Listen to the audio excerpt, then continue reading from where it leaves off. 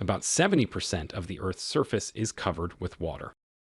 There are more creatures living in water than there are living on land.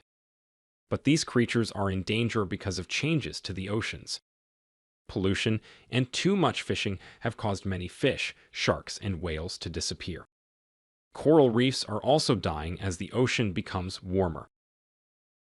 Sustainable Development Goal 14 is about protecting the life that lives in water. This is not an easy thing to do. The oceans are big and they don't belong to a single country. Who is responsible for preventing pollution and overfishing?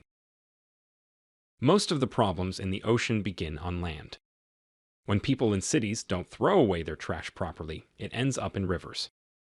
Rivers then carry the trash to the ocean. Factories on land create pollution that flows into the water, killing the creatures that live there. The best way for people to protect life in the ocean is to live more cleanly on land.